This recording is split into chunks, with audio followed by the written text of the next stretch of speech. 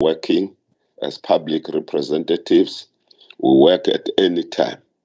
If you can come out of your room here in Kalamazoo, Michigan, you will see that everything is white. That's why our meeting with the city manager of Kalamazoo will start at 9 o'clock, at 9:30, because I think they took into consideration that today everything is white in this city. So I think we have welcomed everybody. We're moving to the second item of the agenda, which are the apologies. Secretary of our committee, Mr. Qili, did you receive any apologies? Thank you, Chairperson. Good morning, honorable members and colleagues. No, Chair, I did not receive any apologies except for one apology on behalf of Honorable Taku Rajpansi. Thank you, Chair. Oh, yes. Taku Rajpansi should have notified the chairperson of the select committee that Honorable Rajpansi had a very serious problem when we were about to leave our land. And the big accident that took place in the toll gate took away his son and the daughter-in-law. And we are always in prayers and put her. So colleagues, that's what I wanted just to make you aware, those who are at the national level. So we're moving on with our agenda. We are also happy that Honorable PRZ Zulu is connected. She didn't feel well when we were in Boston, and then she had to see the doctor the same morning, which was yesterday. That's why she didn't come with us. But she is connected. We believe that she's going to be following us together with the official of the U.S. that decided to remain with her to make sure that she is taken good care of. So we are moving on with our agenda. We are going to invite the Honorable Chairperson of the Select Committee on Finance in the NCOP, Honorable Y.I. Carrim, my leader. I call him my leader, to make some remarks. We are very happy, Y.I., if you have joined this meeting. We had a very long conversation yesterday, and then I hope every confusion got cleared yesterday. As per, I think you will send it to other colleagues, the link as well, and also indicate that you put the link in the group. Even myself, I struggled before 6 o'clock. That's why then I got the advice from you. If you can send a message, it's unfortunate that I'm using my gadget to communicate, to run this meeting. So we are now inviting our leader, the chairperson of the Select Committee on Finance, Honorable Y.I. Carrim. Thank you, Chairperson. As I said to you before offline, you are my leader in this committee, as you the chair, and I'm just an ordinary member here. But let's not go there. It's to say, as I reported to you and to the secretary of the committee, that, as you well know, we are on a NCOP Taking Parliament to the People program in our very province, in the Ugu district. And while it's not relevant, it is in a way. I've just come from meeting the small business Siafiga Trading Company. It's a carpenter who employs 5 people. Very inspirational. Very inspirational. I've been doing, as a member of Parliament since 1994, the study tours and visits. And this was amongst the most impressive. But there isn't time to discuss that. I've just walked into the center, Ugu Center, and as I explained to you, we have very uneven access to, we no Wi-Fi here, very uneven access to our Vodacom or MTN service provider. So I'm not sure how long I'll be able to stay, moreover, but I'm here for now, and I'm pleased to be here, and I wish you well with your study tour. And also, needless to say, I also express our condolences to colleague who lost, as we saw in the media, son and daughter-in-law. So very briefly, Chairperson, as you know, during the DORA, we basically deal with, in terms of the PFMA, unforeseen and unavoidable expenditure, shifts of funds between votes and rollovers. And of course, obviously, because of the floods in our province, this year, the DORA is related mainly to this tragic consequences of the floods. Now, obviously, I think we know relief measures. There are 4 different programs in 2 different departments, COCTA and Human Settlements, which the province has, all provinces do, to provide immediate relief, and our province reports National Treasury has done quite well in that regard. It has made the funds available, and of course, through this program around the DORA bill, we do further work on that matter of funds. Now, of the immediate disaster that was available of over $1 billion, the KZN received 749 million, and the team from National Treasury will give you more precise figures, but as I know it, through this DORA, the KZN province will receive 733 million, and the municipalities 3 billion, half of which obviously will go to eThekwini. Now, funding will also be made available, obviously, over the MTEF period, and more details will be made available in February next year and onwards, and through negotiations between our government and the province and the national government. Now, the National Disaster Management Act stipulates that a sphere impacted by a disaster, as I think most of us know, must first and foremost use its own funds. And prior to assessing the funds that are needed from the fiscus.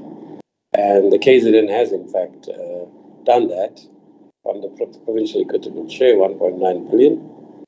And in addition to funds that are reprioritized from the provincial conditional grants. Now, obviously, as we know, all of us, whichever province we are always wanting more money, understandably, from the national sphere, and we have to fight through the DORA to get that.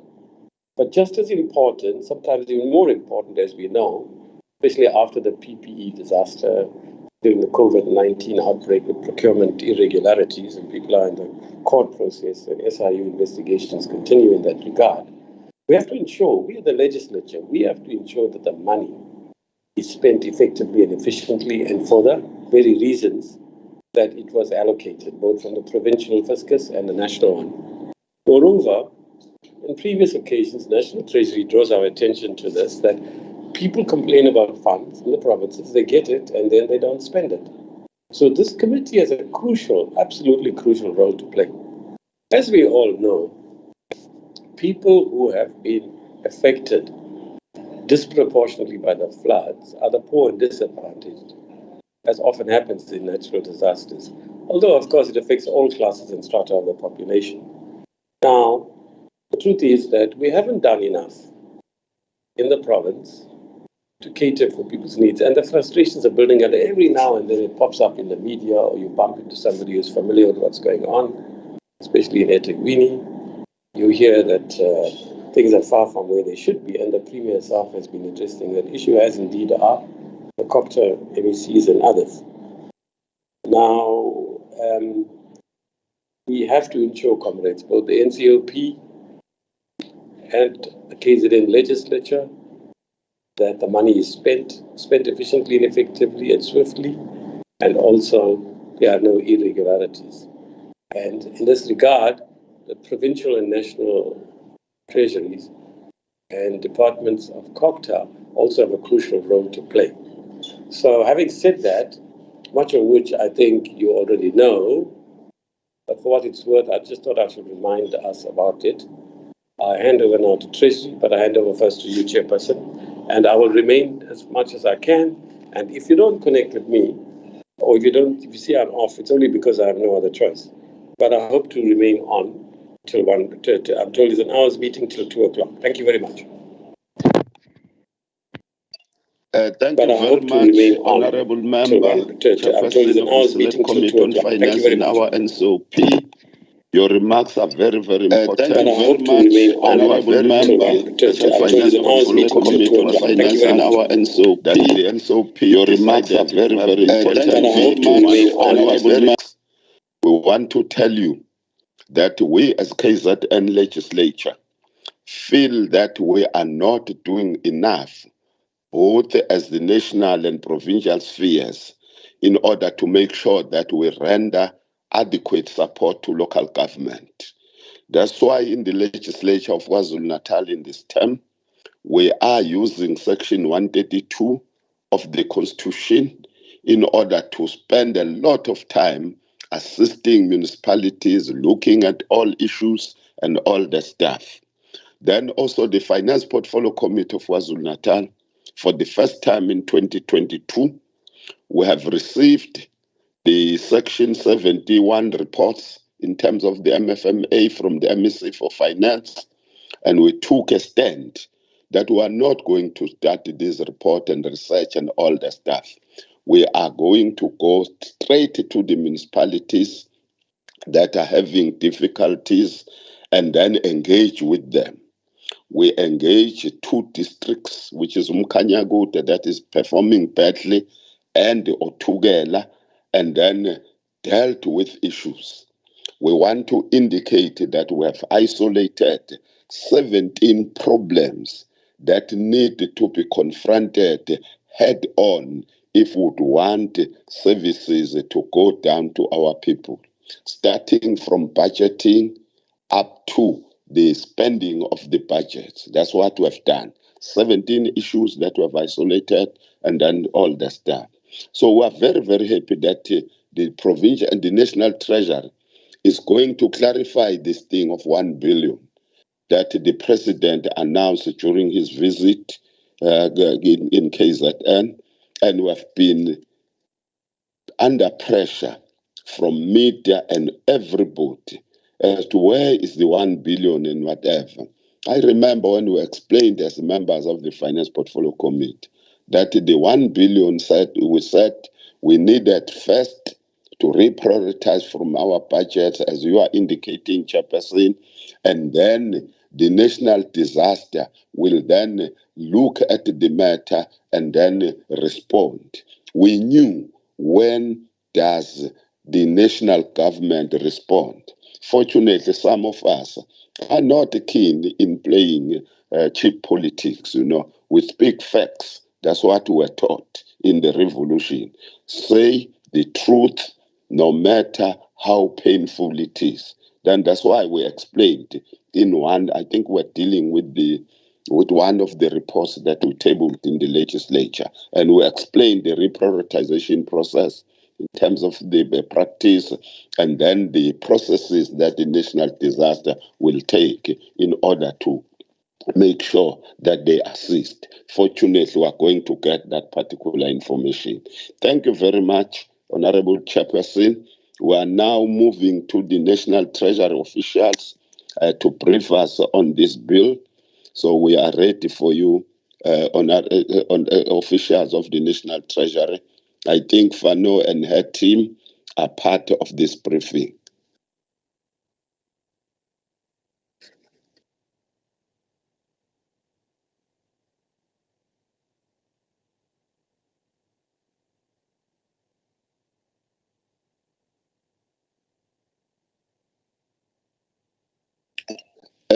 Aren't you muted, madam? We can't hear you, but in your system it shows you are muted. Now you are right. Good morning, everyone. From our side, it's afternoon. And thank you for the opportunity to brief the committee. I'm Wendy Fano and work in National Treasury Intergovernmental Relations Unit. And I'm accompanied by Emmanuel Pillay. We also know very well that works with provincial budget analysis. And we will be taking you through this presentation. Emmanuel, can I please ask you to put the slide presentation on the screen?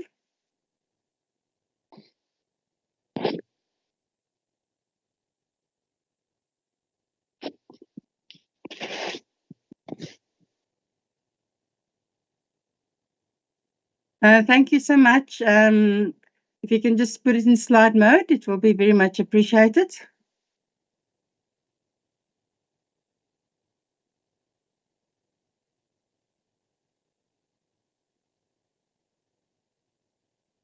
Thank you so much. If you can go to the next slide. Okay, what we will be doing today is taking you through the changes that's made from the regional allocations that were published in the 2022 Division of Revenue Act. We will first be focusing on, the overall position and how to read the Division of Revenue Amendment Bill. Then we will be going through the allocation changes to the provincial allocations with a specific focus also on the provincial allocations, and Emmanuel will take you through that. Then with regard to the changes to local government allocations, and including KZN, I'll take you through. And then with regard to changes to conditional grant frameworks and allocations and changes in the bill clauses. And then we'll conclude with our presentation. Next slide, please. Okay, what is quite important to notice, this is not a budget, bill in full. It is basically adjustments budget, which is different to a full bill that deals with all the allocations. An adjustment budget is very prescriptive, and it can only make changes with respect to those that specifically prescribed in section 30/2 of the PFMA. And basically what we deal with in the Division of Revenue Amendment Bill is three things. The majority deals with B, which is unforeseen and unavoidable expenditure, specifically related to the floods that really hit KwaZulu-Natal quite badly and severely. What we'll also be doing is take you through shifts of funds between votes and then also rollover. So shifting of funds is catered for in E, and rollover of unspent funds are dealt with in G. So those are the main changes that will be made. So next slide, please. What is important, if you look at the top column has got column A and column B. Column A is highlighted in red, and column A then deals with the existing year's allocation, namely it's 2022's 20/23. And then it also contains column B, which has got the forward estimates. With regard to the Division of Revenue Amendment Bill, we just deal with column A. And what we then do is, you can see the original column A is then captured in the table, the bottom table. And it's got the regional allocation. It then has a column that indicates an adjustment. And then it can either be positive or negative. And negative is either indicated with brackets or with a minus sign in front of it. And it then indicates in the final column, the right-hand column, the new allocation. If we can then go to the next slide, is the changes to the provincial conditional allocations. And I'll hand over to Emmanuel. But before I hand over to Emmanuel, and Honourable Carrim also already touched on it, is that with regard to the floods, there's various ways that you can access money, and substantial money has already been accessed, where we've got what we refer to as immediate response grants. And what the immediate response grants are, they are grants that were captured and allocated in total, but not to province, not to municipality. So it was still available for allocation. There's 4 such immediate disaster response grants. There are specific grants that is meant to be released as soon as possible after disasters happened. Those are then complemented also by reprioritizations of existing conditional grants. It is then also complemented with what we will present today with allocations through the adjustments budget process. And then it's also additional allocations can be made in future financial years where some allocations will still be made to cater for the floods in the 2023 MTF. With regard to the immediate disaster response grants, if you look at all four and you add them up, they add up to 1 billion rand.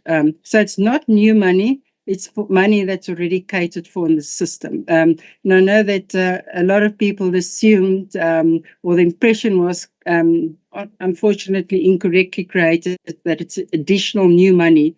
It is money that was already in the system. So that is, those monies are accessed based on, firstly, a disaster must be classified. After disaster has been classified, and it happened in the case of the floods, it was classified as a national disaster, not even a provincial disaster. What then happens after that? Either the district disaster management center, if it's a municipal disaster, the provincial disaster management center, if it's a provincial asset that's been damaged, need to be assessed. Those assessments and verifications, they need to be sent through to the National Disaster Management Center and also to the National Department of Human Settlements, because two of the grants are with on the vote of the National Department of Human Settlements, and the other two grants are on the Department of Cooperative Governance. And currently, all those funds have been accessed and all those funds have been allocated. And the majority, and it's also not an exclusive allocation to KwaZulu-Natal, it's an allocation for all provinces that's affected by a disaster. And it can also be a disaster different to the April floods, for example. But the immediate disaster grants, the 1 billion rand that's available, has been allocated in full. And the majority of the funds, but not exclusively, has been allocated to KwaZulu-Natal province. So those funds already been allocated, and it must be taken into account the adjustment budget allocations are over and above those amounts. And if need be, and the committee request, we can provide you with detailed information indicating what grant went and what amounts went to the KZN province. It will not be difficult to provide if so requested. Emmanuel, over to you. Thank you, Chair. Good afternoon, Chair and honourable members. Thanks, Wendy. So I think Wendy did cover generally what was available for the current financial year in terms of disaster response. Now, during the financial year, there were some applications that we received for disaster funding. From the provincial perspective, we didn't receive anything for the provincial disaster relief grant or response grant. So, but we did receive a request for the provincial emergency housing grant, which we did approve 326 million to be disbursed.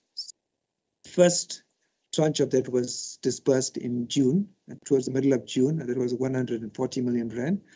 And the next tranche of the 326 million was dependent on how quick the department spent the funds. But from our monitoring as at the end of September, spending was not more than 50%. So as the Honourable Carrim did highlight in his remarks earlier, spending is an issue, and we're monitoring that to see if it does improve. But the entire amount has not been transferred to the province. So because of we getting applications from the municipal side on the disaster response, and not from the provincial side, some funds were reallocated out of the provincial disaster relief grant into the municipal disaster relief grant. So 145 million was moved, but then we had, and because we received more requests from the emergency housing side, 120 million was moved away from the municipal side onto the provincial emergency housing grant. Yeah. And then on top of that, there was additional funds that were made during the adjustments. So this is new funding that was additions that were made during the MTBPS, and that's 97 million allocated to the provincial disaster response grant, and 350 million to the Provincial Emergency Housing Grant. So there is still funds available to the province from the Provincial Disaster Relief Grant, response grants, if we receive an application that's approved by the NDMC, and then it's approved by National Treasury to release those funds. So altogether, there's 96 million rand still available on the Provincial Disaster Response Grant, and there's about 400 million available on the Provincial Emergency Housing Grant. Bearing in mind that 325 million has already been approved to be disbursed to KZN for the April 22 floods. Further additions have been made for reconstruction and rehabilitation, and this has been added to two conditional grants that we have on the provincial side. One is the Education Infrastructure Grant, and the other is a Provincial Road Maintenance Grant. So it's not only KZN that benefits from this. On the Education Grant, it's Eastern Cape and KZN, and on the Roads Maintenance Grant, it's 3 provinces there.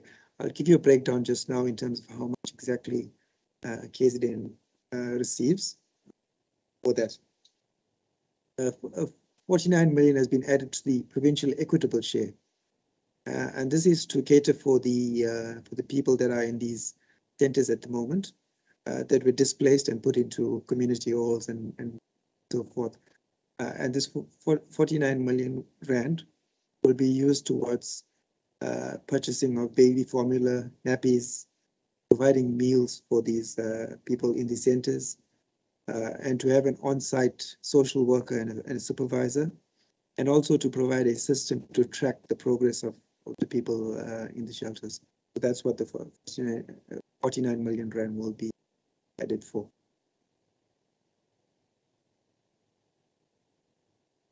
So this addition in terms of the provincial road maintenance grants is another addition that is being allocated to Eastern Cape and Limpopo, and it's to provide modular steel bridges. Now this is mostly to assist communities in terms of movement in rural areas. For example, a bridge is washed away and they don't have access to the local clinic or schools. So these modular bridges, steel bridges, will be implemented in these areas to just facilitate movement, especially in rural areas. It's part of the Willie Seasway Rural Bridge Program. So the Department of Public Works and Infrastructure did conduct assessments in terms of which provinces are ready to implement. And so far, we just received the go-ahead for Eastern Cape and Limpopo in terms of their readiness. So that's what's been allocated for that purpose. These are the total allocations to all provinces in terms of the grants. But if we just go to the next slide, so this is KZN's share of it. In terms of the funds that were allocated for the Education Infrastructure Grant, you'll see of that 117 million rand, the bulk of it, 95 million rand, comes to KZN to assist with the repairs of schools there. And then 589 million of the money available for the Provincial Road Maintenance Grant. That's about a total of about 1 billion. 589 million comes to KZN for this financial year. Chair, I'm not sure if my colleague from local government has joined the meeting. Wendy, I'm not sure if we'll be able to go through this one. Yes, I'll go through this one. If you can go to the next slide, I'll now focus on the local government changes. As Emmanuel already reported on a previous provincial slide, this conversion is to allow for where the funds are really needed to be spent, where some of the immediate disaster grants were overprescribed, others were underprescribed, and it's just to allocate monies from where the spending is really taking place, and it's the opposite to way around to what Emmanuel presented, because we're focusing here on the local government allocations. And then there's also additions made. As indicated previously, those funds have been completely exhausted, and additional funding is added to the Municipal Disaster Response Grant, and that's to cater for any potential future disasters that can happen for the remainder of the financial year. Then there's also generally, if we add money for disasters in provinces, it is added to the provincial sector grant.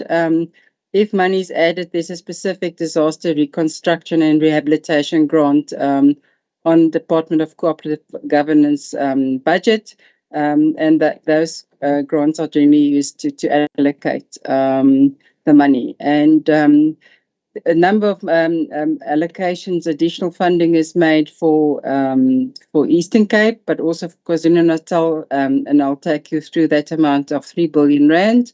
And then money is also being added to the Western Cape district municipalities, not for the April 2022 floods, but a flood that actually happened before that. Then we all know, and it's particularly quite stark in KZN, where there's still a number of people that's dislocated because of the floods, and they need to be in shelters. So what is allowed here for is for eThekwini municipality to purchase land to relocate these unfortunate displaced flood victims. Next slide. And then, as I indicated, there's we can also allow for rollovers and reprioritizations or shifts. In terms of the rollovers, there's 2 rollovers approved. They do not relate to KZN. And then there's also reprioritizations from the Neighbourhood Development Partnership Grant. And it's basically the money does not get reduced, but some municipalities have actually asked that the funds rather be administrated by the National Department for better oversight and ensuring that the funds are used for the correct purpose. So the same municipality is still benefiting from the allocation. There's no reductions in the program that's actually supported. Next slide.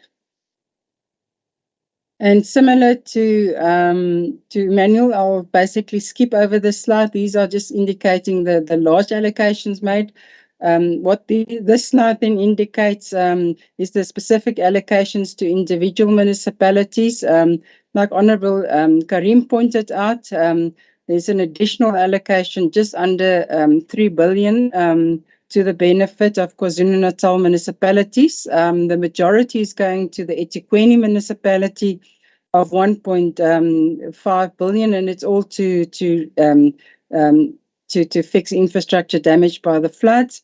But allocations are also made to a number of other municipalities, and you could see it's allocated to the district municipalities.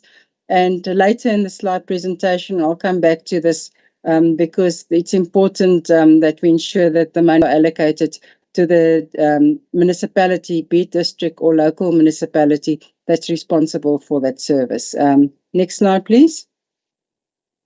And then this just indicates the conversion of the Neighbourhood Development Partnership Grant from direct to indirect. And you could see, as I indicated, the direct allocation reduces by 50 million, but it's added back to the indirect grant of a 50 million. And it is impacts on the KwaZulu municipality. Next slide.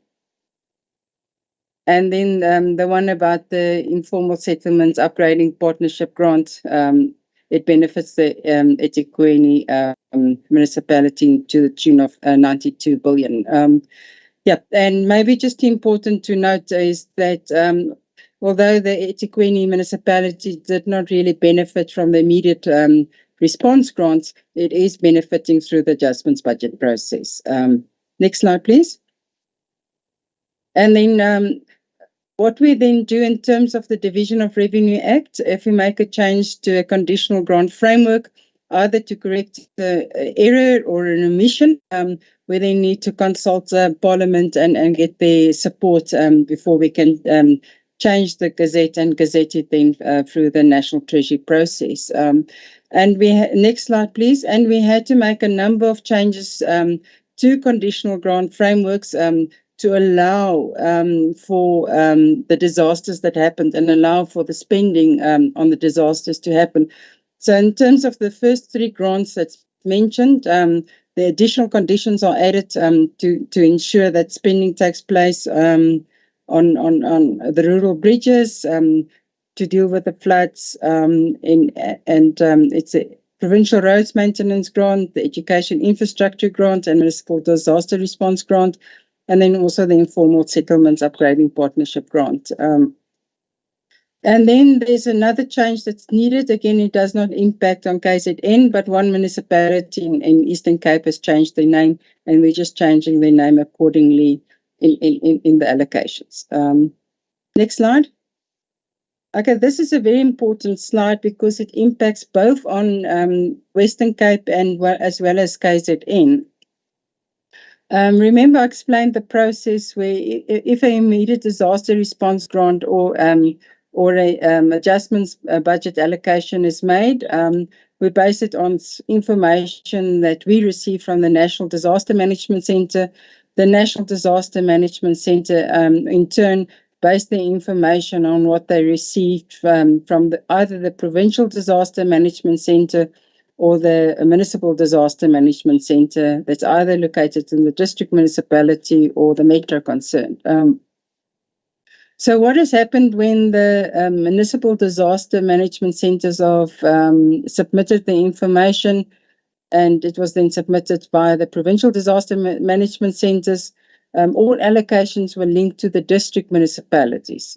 But it did not take into account whether that district municipality, for example, is responsible legally assigned for the function to provide water, for example, or to fix water infrastructure. So what we're currently doing with the NDMC is to work with them to see whether the amount must go to the district municipality concerned if they're authorised for water and sanitation, or whether it be allocated to the local municipality if it's assigned to the local municipality. We know that in terms of the water and function, the majority of those functions are allocated to district municipalities in any event, not all districts, but most district municipalities in KZN. Where in Western Cape, it's the opposite. Most of the water functions are allocated to the local municipalities. So as soon as what we're asking Parliament is to agree that we work with the NDMC to allocate the amounts to the correct municipality. So there's no reductions made to the allocations. It's just properly placed with the appropriate municipality concerned. Thanks. Next slide. And then there's also one change in the division of revenue bill clauses, and it's specifically to cater with provincial conditional grant pledging. Currently, there are provisions in the Division of Revenue Act to allow for municipal grant pledging, but there's not such a provision for provinces. So where they can use conditional grants to repay a loan that they've undertaken. If a province wants to undertake a loan, it needs to first secure the approval of the Loans Coordinating Committee. The Loans Coordinating Committee is chaired by the Minister of Finance, and it's represented by the 9 MECs for Finance. So we have not received an application as yet from any province, but this is just to cater in case such an application is received. And it's specifically made available if a province, for example, has got X amount on its budget in terms of its budget, both own provisions through the equitable share and through conditional grants, but it's got many more projects that's shovel ready, and then needs to delay it because it has not got sufficient money. It's a way of bridging finance. So it's a new concept that we introduced in provincial space. Next slide, please. And that's the end of our story, and thank you very much. Thank you very much. We are happy that we have clarified a number of things, but for the honorable members, so that they are comfortable, we are going to give them the opportunity to ask questions and make comments on this amendment bill that you have just taken us through. Honorable members, I'm using my cell phone. Can you please shout, because the hand function will be difficult for me to see. Is there any honorable member who has got a question or comment?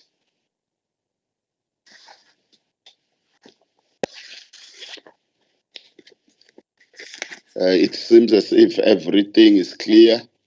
I've got 5 issues that I want to raise on this bill and the presentation that you have made.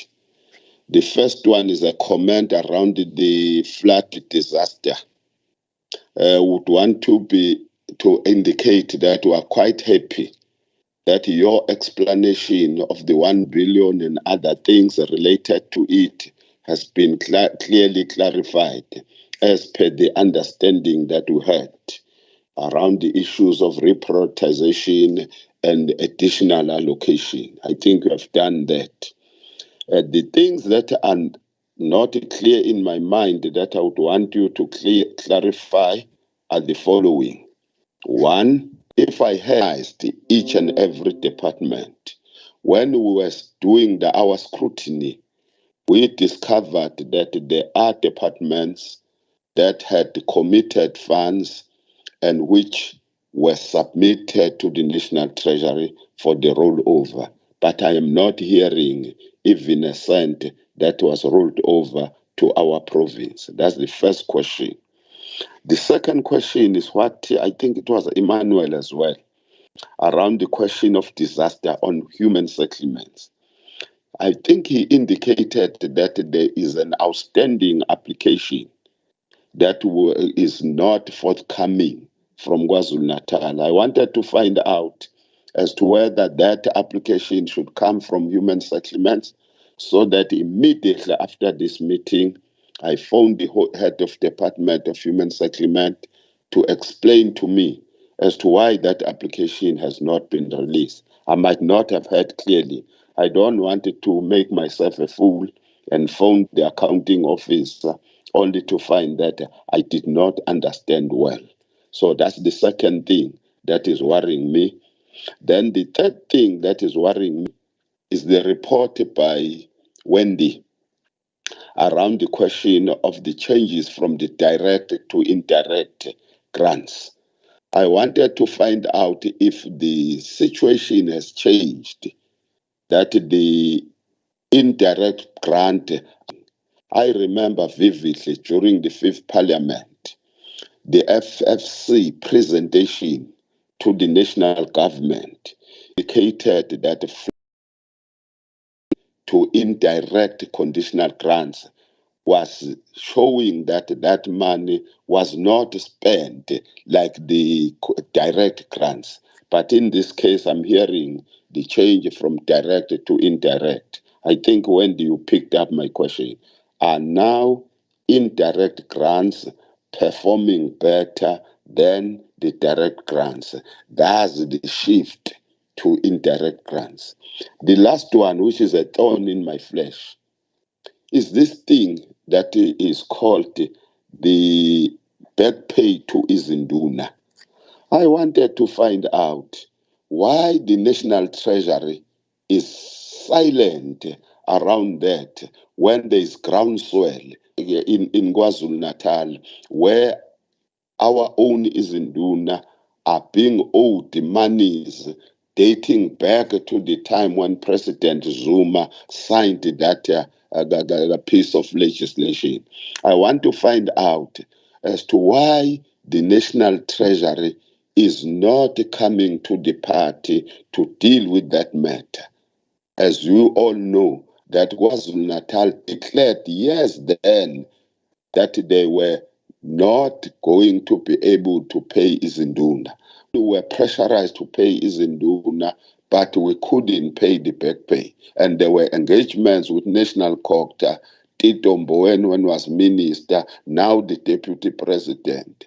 But the Minister of Finance said nothing about it when he was presenting this adjustment. I wanted to be clarified on those 4 issues. Sorry, Chair. Honorable Governor's hand is up. Okay, Honorable Governor. Hey, I'm using my cell phone. So am I, Chairperson.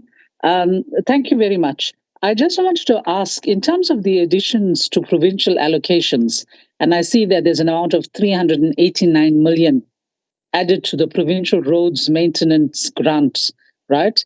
But I see nothing has been given to KZN, and the explanation here is provinces were selected on the extent of implementation readiness, as assessed by the Department of Public Works and Infrastructure. So did KZN make a submission? Because we do have serious problems with our provincial roads maintenance, particularly after the floods. Did we make a submission, and were we not granted additional funds on the basis of lack of readiness? Thank you. Any other question, honorable members, before we hand over to the National Treasury for responses? It seems as if there are none. None. Thank you. Emmanuel, can you go first, and then I'll take the rest. Thank you. Over to you.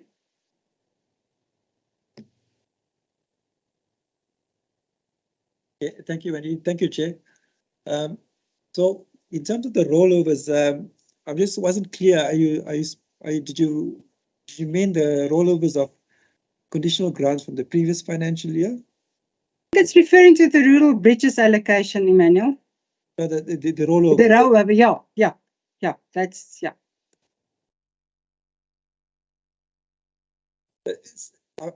In terms of the rollovers, I mean, I'm not sure about the rural bridges because there's no grant on that.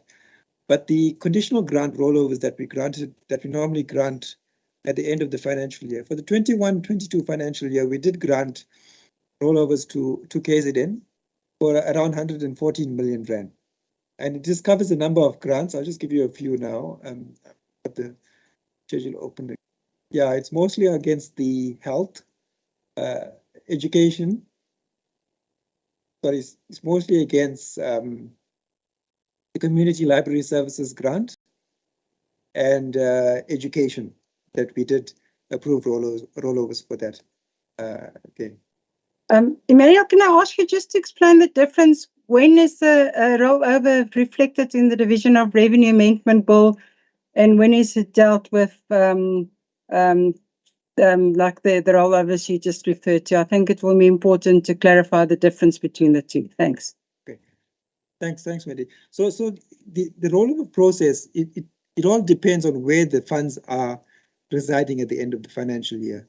So the rollover process that I mentioned now is where all the funds were transferred to the province.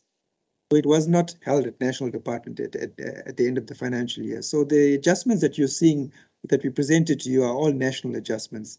It doesn't affect the rollovers that for funds that were transferred to the province will not feature in here. Yeah. So this is the rollover process that we run at the end of the financial year with all provincial treasuries. And we finalize it only after we have received the annual reports that's published by the provincial department, Auditor General as there. So provinces are tabling their adjustments budget now, which is normally 30 days after the MTBPS has been tabled. So they should have enough time to incorporate these numbers into the provincial adjustment budget. Okay, so you will see the 117 million rand that we did roll over to KZN in the provincial adjustment budget, and that will be mostly for education and arts and culture. Chair, I'm not sure if I'm clear, if you want any clarification on that. Very clear, very clear. That was the information that was missing. Now I know 117 would be rolled over to KZN. Yes. Okay, sorry, it's 114, Chair. Just the other one on the human settlements, there's no outstanding applications that we have pertaining to KZN. So at the beginning of the financial year, we had funds available for KZN for two grants that provide immediate disaster relief. One is the provincial disaster relief grant. The other one is a provincial emergency housing grant. So at the beginning of the year, we had 145 for the Provincial Disaster Relief Grant. That's administered by the NDMC.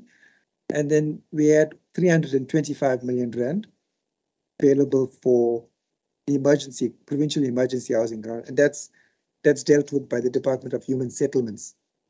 So from the time of the flood up to now, we didn't receive any application or provincial application for the Provincial Disaster Relief Grant. So that's why we moved funds away from that into the Municipal Disaster Relief Grant. So the province did apply for one, or did make an application somewhere in June, at the beginning of June, for funding to the KZN province for provincial emergency housing relief, and that was 326 million rand. Now, the Department of Human Settlements generally, because they experience issues with provinces not spending the allocations in time, they don't transfer the entire amount to provinces. So what they did was they transferred around 140 million rand. I think it was in the third week of June, 24th June, if I'm not mistaken. And the condition was that they needed to spend 80% of that before the balance of the 326 was transferred to the province. Now, there have been issues with spending. As at the end of September, it was just around 50% of what was transferred. So they still needed to spend more. So it's not an application that's outstanding. It's more the second tranche, which is dependent on how much the province spends. So the faster they spend, the quicker the second tranche will be made to the province. So we haven't been made aware that the National Department of Human Settlement has transferred the amount as yet. So that's the amount that's outstanding. I just got word now that they only spent 65% of that. With regard to are indirect grant spending better than direct grants? Generally, no. What is the reason for this request is it's a specific neighborhood development partnership program project that's been approved by the municipality, and the procurement to secure people to assist the municipality to do the work and to run or roll out the project, that has also been approved from the municipal side. But I'm now being very honest, where the people running the projects are concerned that when the money lands in the municipality, it could potentially be used for other purposes. So what will happen in this instance, as soon as the municipality feels that the contractor has met their requirements and they've delivered what is required to be delivered, they then let us know as National Treasury, because this grant is administered by the National Treasury. And as soon as that confirmation is received, then the National Treasury will then pay the contractor directly rather than the municipality paying the contractor. So that is why the change has been made. And then with regard to the Insiduna, and why is it not mentioned? This is not an issue that's dealt through the adjustments budget process, but it's an issue for the 2023 budget process, and more will be said on this item when we present the 2023 budget. So at this stage, I cannot say more than that on that matter, unfortunately. And then on the rural bridges, and why only 2 provinces selected. This program is this is just the initial here and the start of the program. And what is currently taking place, these specific modular structures or rural bridges are put in place by the National Defence, and they're doing it in collaboration with the Department of Public Works and Infrastructure, and they're also working together with the National Department of Transport. And originally, through what we refer to as the BFI process, this project was approved over the 2023 MTF. And what then happened is the Department of Public Works and Infrastructure then indicated there are really, there are projects that's ready to be implemented in 2 provinces. And and that they will reprioritize their own funds to make monies available. So through the appropriation adjustments, funds will be shifted from the Department of Public Works and Infrastructure to the National Department of Transport, so that this program can be kickstart. So this is really based on readiness. In the 2023 MTF, it's not just the two provinces that will benefit, but the province, provinces that's got similar problems will also be added to the project list. So more provinces will then have access to this funding, and these bridges are put in place by the National Department of Defence in collaboration and stakeholders in consultation with the provinces concerned as well. So we'll also give more information on that during the 2023 budget. Thank you. Thank you very much, Wendy and Emmanuel, for the responses, and we are very clear now. We can report where we are expected to report as we account to the people who have voted for us. I wanted to check from the honorable members as to whether there are any follow-up questions before we release Wendy and Emmanuel. There's silence, which means that we are all covered, like myself. My 5 issues were clearly covered. So, colleagues, we are coming to the end of this engagement with the National Treasury. So we want to thank you, Honorable Chairperson of the Select Committee on Finance in our NCOP, Honorable Y.I. Carrim. Sibonga kakhulu mholi wami, is my leader. We also want to thank the honorable members of the Finance Portfolio Committee of KwaZulu-Natal who woke up so early, and you are going to swim in that thick ice outside. Thank you very much for that. Please dress warmly before you meet the city manager of this city of Kalamazoo. It must be very cold outside. Then we also want to thank our friends from the National Treasury, Wendy and Emmanuel, for the good presentations and clarifications that you gave to us. We are now very clear. We also want to thank the officials of the Provincial Treasury, Lizelle, as I could see your name reflected in our system, as well as the all officials of the Legislature, from our legal advisor to Margaret and to you, Spa and Dr. Mkunu.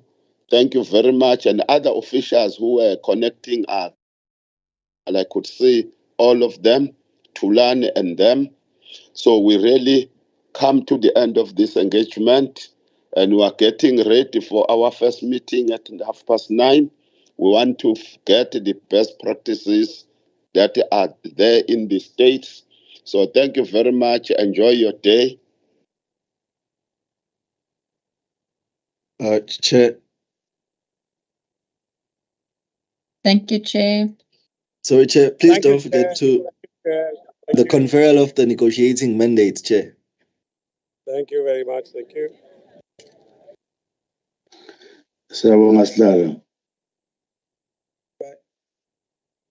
Okay. Please, we've got to do the conferral of the negotiating mandate. Please.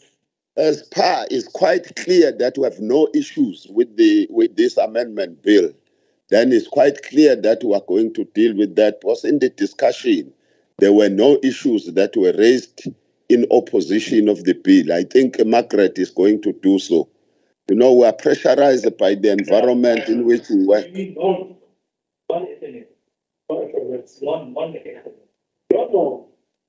you, Chair. Thank you very much. We are preparing for our meetings, guys. Thanks, Chair. Thank you, Chair.